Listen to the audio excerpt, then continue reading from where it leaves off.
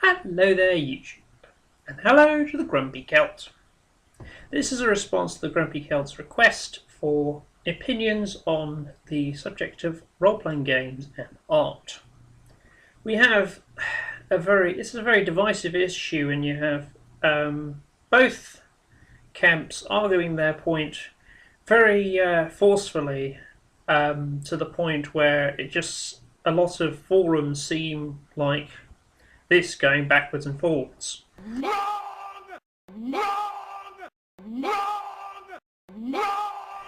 Add a bit more swearing and name calling, you got the RPG site. Add a lot more banning, and you got RPG net. Kid. Anyhow, the point to me is this argument seems utterly pointless. There are things in the story game, the RT side of gaming, that work very well. There are things in the more this is a game side that work. But really there's not that much of a dividing line. Tough Justice has been called a story game by some and a role-playing game by others, and I can name several others that have come into that thing, although Pundit likes to think he is the authority on what is and isn't a role-playing game, and all mine are role-playing games so far, apparently. But yeah, I don't really see the point in it. And there is one thing I can understand from the role-playing side rather than the story game side, and that is I really don't see RPGs as art. Now, let me explain this. Art, to me, is something of a meaningless distinction. When we're talking about what people consider art today in various media, back when it was created, it was the pop culture of the time. It wasn't anything particularly special. It's just been aged 200 years.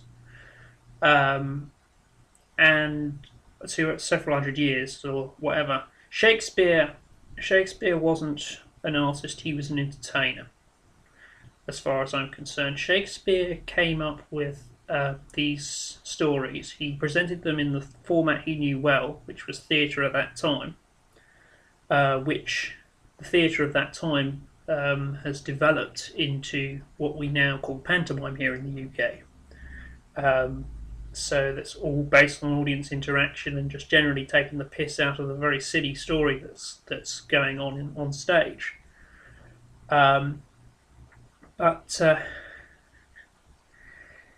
Yes, Shakespeare, at the time he wasn't considered anything particularly special, but obviously with the Restoration having not had the theatre for several years under Cromwell, he suddenly became in vogue, and more than the others because his stuff had survived a lot longer than, say, the likes of Johnson and Marlowe, and it still had some sort of timeless themes to it. But really, to suggest that he had some kind of artistic intention, to me is like saying, I don't know, it's like saying Uwe Boll or Michael Bay having they wanted to make entertainment and make entertainment that would entertain.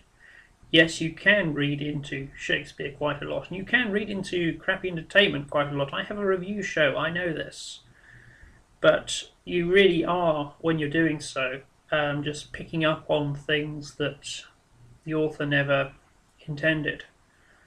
I believe there's a diagram that best shows how this works.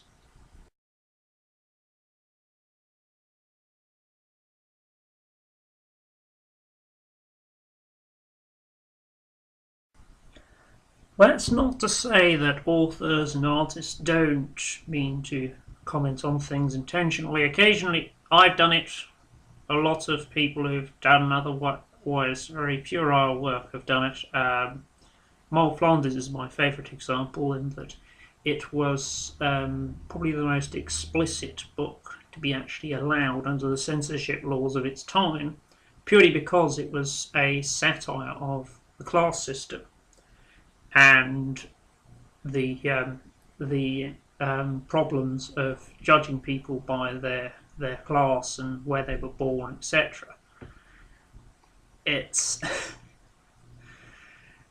it can be done, and it can be done well, but it can also be done very badly. To know death, Otto, you have to fuck life in the gallbladder.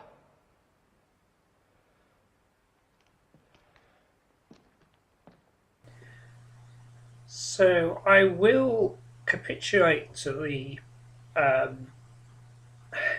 it's a game crowd and say yes, it is a game. It is a game, and it's supposed to be entertaining. It's supposed to be fun.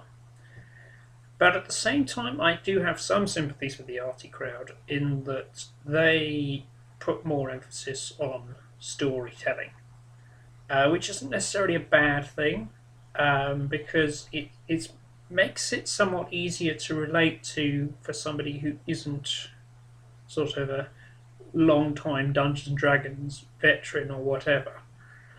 If there's a sort of a very lax rule system backed up with basically improv acting, that's a lot easier to get into than constantly having to check what your will save is, or something. My point is that both sides of the argument have their upsides and their downsides, but when it comes down to it, it's whatever's fun for you and whatever entertains you. And for me, I'm in this middle ground area between the new school and the old school. I'm all for innovating, but at the same time, I don't really want the whole hobby to turn into a bunch of pretentious students, because I've encountered some of these pretentious students and their causes and their rather sort of misguided view of the world, and I'd rather not have them dominate the hobby. I'd rather have a hobby full of people like Pundit or Tetsubo, who's kind of in the middle like me, but he leans more towards the it's a game side. But yeah, that's my thoughts really. If I had to pick a game, the thing is I can't really pick one game that could possibly be, or a top 5 list even that possibly, but I can pick an entire sort of subcategory of games, and that is the genre emulators. Genre emulators are games that are written normally with a particular individual show in mind, but written with the sort of serial numbers filed off, so that you can. But in doing that filing off, to avoid copyright issues, they make a system and a setting that is encompassing of all the cliches of that particular area. Grimm's Agents of Swing was a good example of this, bringing all the 60s spy-fi crashing together in a big mess, with some of the cop dramas as well, which was quite cool.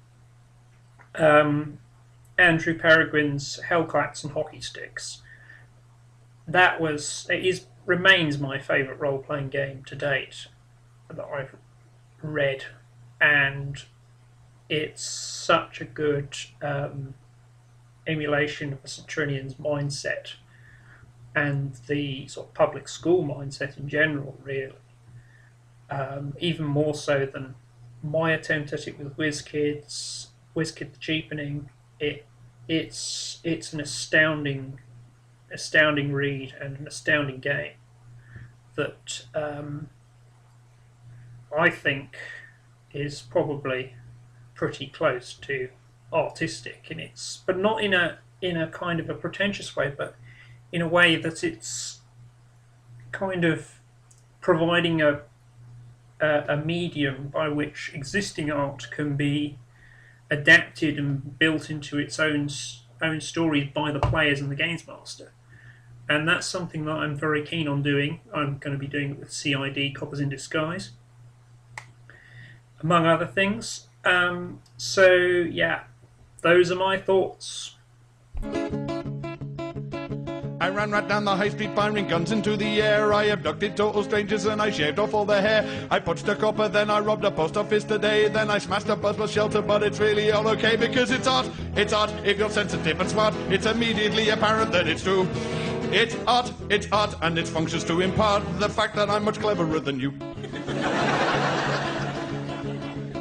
I went round to my neighbour's house and kicked at its front door. Then I stole his car and drove up the wrong side of the M4. I came back again and shagged his wife and barbecued his cat. He seemed a bit annoyed, perhaps he doesn't realise that it's art, you philistinic fart. Surely you can see that's what it is. It's art, and it comes straight from the heart. God, I'm wasted on you ignoramuses.